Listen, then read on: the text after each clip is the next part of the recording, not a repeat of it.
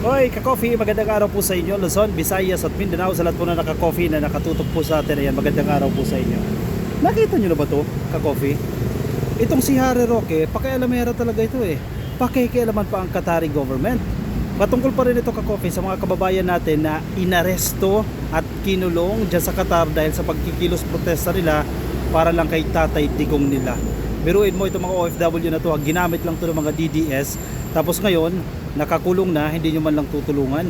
Tapos itong si Harry Roque, nangingialam. Mas gusto pang turuan itong Qatari government. Sir, hindi ka pwedeng mangialam. Ano ka ba sa Qatar? Diba? Batas nila yan. You have to respect their laws. Kung ano yung domestic laws nila dyan, kung ano yung sinusunod nila dyan, dapat sundin mo.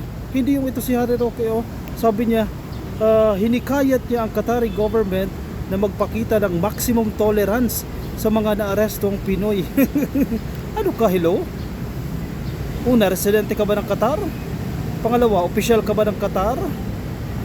Ano ka ba? Anong posisyon mo para manawagan? Sige, medyo respectful pa ito, nananawagan ng maximum tolerance. Ano, parang nagdidikta ang dating mo dyan. Kahit panawagan na yan, ano yung gusto mo baliin ng Qatari government yung kanilang polisiya para lang maging favorable do sa mga Pilipino na nagkilos protesta sa pag-aresto ni Digong. Kung tutuusin, maraming mga Pilipino, maraming netizens ang nagsasabi na hindi na dapat tulungan yung mga kababayan natin dyan sa Qatar. Pero hindi pwede, kasi tungkulin niya ng gobyerno. Si Harry Roque, anong tulong ba na binigay? Tapos ang pinapakalat niya pa ngayon, wala daw na itutulong itong gobyerno na ito. Meron siyang post, ka-coffee, na ito, ito yung sa post niya, pwede nyo i-check ninyo. Nakalulungkot na yung mga Pinoy sa Qatar ay hindi tutulungan ng gobyerno dahil pro Duterte. Sir, fake news ka, sir. Ang Department of Foreign Affairs, nagsalita sila na tinutulungan nila yan. Sabi ni Isidre, ako ang tumulong, ang lupit, sabi ni Harry Roque. Number one, fake news si Harry Roque. May ginagawang tulong ang gobyerno ng Pilipinas, ang administrasyon na ito ni PBBM para sa mga OFW na nakulong dyan sa Qatar. Si Harry Roque, anong tulong na nabigay niya? Mas maganda pa nga itong OFW party list kaila Congresswoman Marisa Del Mar kahit binabash siya ng mga DDS tumutulong, nag-i-initiate, kinakausap, nilalabi, lumalapit sa gobyerno. Natulungan pa rin natin yan kasi mga kababayan natin yan, mga OFW yan. Kahit nagkamali sila, kinakailangan pa rin natin tulungan. In fairness, dito sa OFW party list, ayan talaga, di ba? Nagkasala yan pero hindi mo siya pwedeng pabayaan. Si Harry Roque, ginamit nyo na nga yung mga OFW na yan natulungan ba ninyo? Anong tulong ang binigay nyo sa mga OFW? Parang wala akong nakikitang tulong na ipinagkaloob ninyo sa mga OFW. Di ba talaga itong mga DDS na ito? Sige, mga DDS, anong tulong binigay ninyo dun sa pamilya? O yung mga anak ng mga naaresto? Di ba? O nasaan ngayon yung mga anak? Nandoon sa mga kaibigan. Sa ating mga kababayang OFW, isipin niyo yung pamilya ninyo. O bakit nyo ipinaglalaban yan si Digong? Anong maitutulong sa inyo yan? O ganyang sitwasyon na yan, nasa peligro kayo, anong maitutulong sa inyo? Pakakainin ba yung pamilya mo na naiwan dito sa Pilipinas? O yung sahod mo, babayaran ba nila? Yung piyansa mo, babayaran ba nila? O iniwan na kayo sa ere? O si Harry Roque, anong tulong na naibigay? O magkukuda sa social media? O anong kuda niya dyan? O Qatari government, maximum tolerance daw. Ano yun? Sisirain mo pa yung relasyon ng Pilipinas at ng Qatar? Ano gusto mo? Si PBBM ang mangialam, makiusap, umapila, lumuhod sa Qatar government na i-bend ninyo yung batas ninyo, baguhin ninyo yung batas ninyo in favor doon sa mga OFW na nag-rally? Ay, iba ka rin Harry Roque. Tumulong ka. Diba? Ilapit mo ng tulong. Kung hindi mo kaya, gayahin mo yung ginagawa ng OFW party list. Ilapit mo ng tulong yung mga kababayan natin dahil kababayan pa rin natin yan. Kahit masama yung nagawa niyan, kababayan pa rin natin yan. Kanino tatakbo yan? Hindi sa gobyerno ng Pilipinas, hindi sa gobyerno ng China, sa gobyerno ng Pilipinas pa rin tatakbo yan. Iba rin to si Roque. Hinikayat ni dating presidential spokesperson Harry Roque ang pamahalaan ng Qatar na magpakita ng maximum tolerance sa mga Pilipinong naaresto sa naturang bansa kamakailan. Anong gusto niya sa maximum tolerance? Kung anong ginagawa nila dyan sa Davao, kung anong ginawa nila ng administrasyon ni Digong. Pagbigyan nyo na, ganyan ba yan? baluktutin yung batas, baliin yung batas para maging favorable sa kanila. Yan ba ang gusto ni Harry Roque dito na maximum tolerance? Sir, batas nila yan. Noon pa man, batas nila yan. Kapag ikaw hindi ka citizen ng Qatar, bawal ka magsagawa ng political rally o ng political protest. Yung mga OFW, residente ba sila? Citizen ba sila ng Qatar? At alam nila yan. Ang problema sa mga DDS, sa totoo lang, yung leadership ng mga DDS, hinikayat ninyo yung mga Pilipino na yan. Sinamantala ninyo. Hinikayat ninyo. O birthday ni Tatay Digong, lumabas tayong lahat, magkilos protesta tayo, mag-rally tayo, isigaw natin. Mali yung pag-aresto ng ICC. O yung mga kababayan natin, nabudol. O, sumama. Nag-rally. Ngayon iba na yung narrative, magsiswimming lang daw. Hindi raw magra-rally. Pero ibang narrative naman, nagpipiknik lang daw. O, gathering lang daw, hindi raw political rally. O sige, explain nyo yan sa authorities ng Qatar. Pero ikaw, Harry Roque, hindi mo pwedeng panghimasukan. Kahit dati kang presidential spokesperson ng Pilipinas, hindi mo pwedeng panghimasukan, baluktutin, baliin yung batas ng Qatar para maging favorable sa inyong supporters. Ang pwede mong gawin, tumulong ka. Yun ang gawin mo, tumulong ka doon, mag-lawyer ka sa kanila. Kung hindi mo kaya dahil pugante ka at nagtatago ka, maghanap ka ng mga abogado na tutulong sa kanila. Kahit makalibre man lang yan. Kung kinakailangan nila magpiyansa, magkano ba yung piyansa? Tulungan mo, makalikom ng pondo, makapagpiyansa. Kasi kayo rin naman nakinabang dyan eh.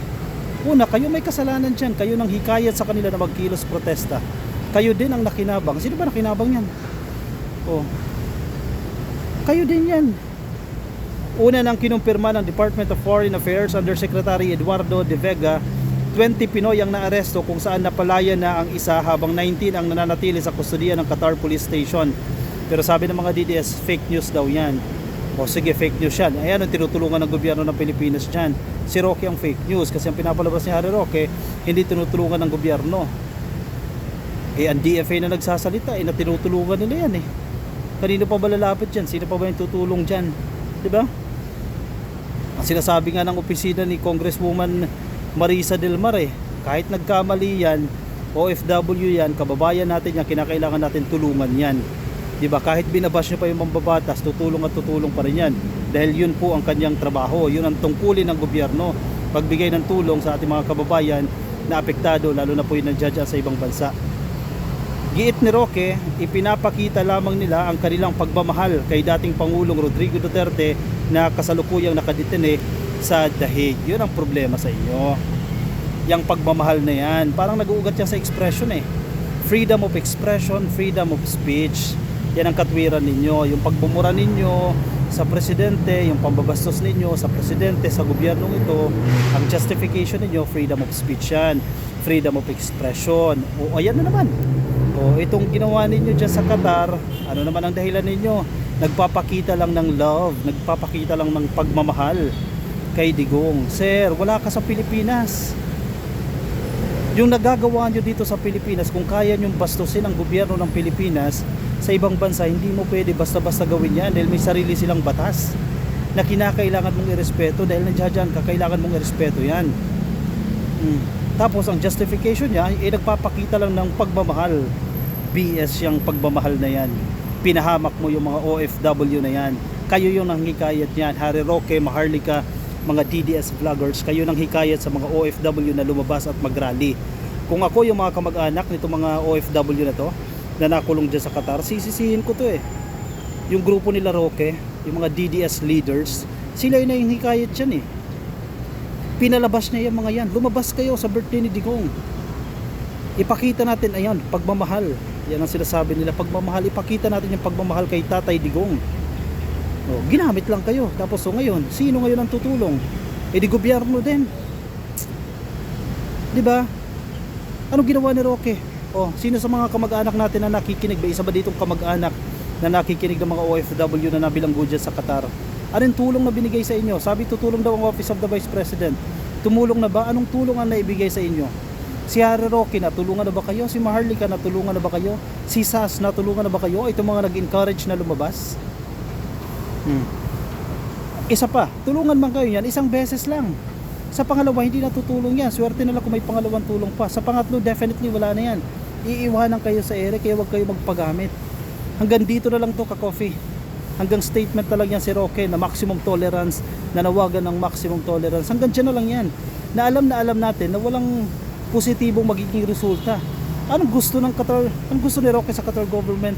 Pakinggan siya. Sino ba siya? Anong personality niya para pakinggan siya ng Qatari government? Dinaig niya pa ang presidente ng Pilipinas? Dinaig niya pa si PBBM? Si PBBM nga eh.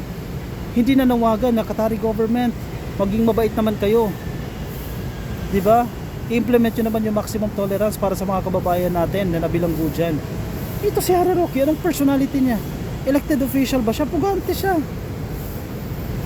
Wala kang ginawa, sir. Dagdag pa ng dating Duterte appointee, hindi lamang umano nila natanggap ang katotohanan ng nasa dahig ang ating dating Pangulo bilang preso ng mga Western authorities. Ayun, Western. Gina-justify ang maling gawain. Kaya daw nagkilos protesta yan dahil hindi matanggap na naaresto na si Digong. Una, nagpapakita lang ng pagmamahal. Pangalawa, hindi na natanggap na naaresto na na sa dahig. Samantala, tiniyak naman ng prosecution na mga demonstrasyon at mga rally na isinasagawa ng mga Duterte supporter ay hindi makakaapekto sa paggulong ng kanyang kinakaharap na kasong crimes against humanity dyan sa International Criminal Court. Sana, ka-coffee. Dahil kung makadagdag yan, dagdag problema yan. Kung yung mga kilos protesta ninyo, yung pambabastos ninyo sa mga judges ng ICC, baka makadagdag pa yan, lalong mabulok si Digong dyan sa bilangguan. Diba? Mga kababayan, mga nakikinig sa atin, huwag kayo magpabudol sa mga DDS. Lalo na yung mga OFW nating kababayan, gagamitin lang kayo niyan. Gagawin lang kayong human shield ng mga yan. Huwag kayo magpapabudol. Gagamitin lang kayo para magkilos protesta para sa kaninong advantage, para sa kaninong interest, para sa kaninong benefits. Para sa kanila din yan, hindi kayo tutulungan.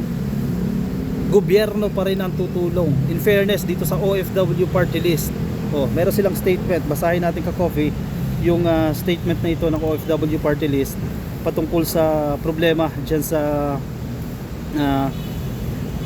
mga kababayan natin dyan sa Qatar, no?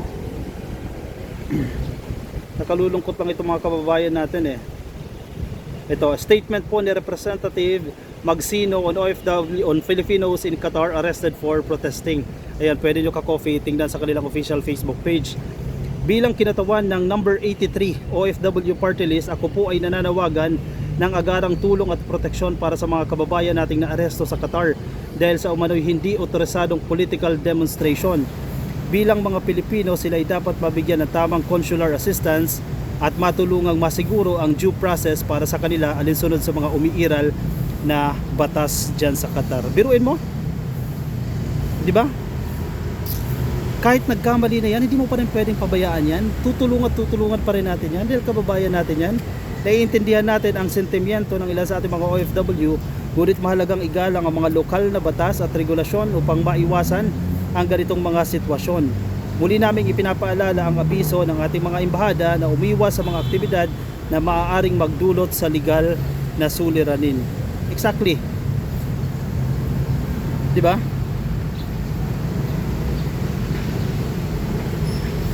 Kawawa mga OFW dyan, pero hindi pa rin pwedeng pabayaan. Tulad ng panawagan ng OFW party list, kailangan pa rin natin tulungan yan dahil kababayan natin. Yung ibang mga netizens ayaw na talaga eh.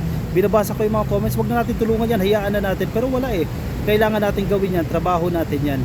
O siya ka-coffee, anong masasabi ninyo dyan? Anong inyong opinion, reaksyon? Lagay dyan sa comment section para mabasa po yan ng iba nating mga ka-coffee. Yung mga nasa Facebook, baka di pa po kayo nakalike and follow sa ating Facebook page, please like and follow. Yung mga nasa YouTube, click lang po na subscribe and hit the notification icon para updated kayo sa ating mga bagong upload. I will see you ka-coffee in my next video.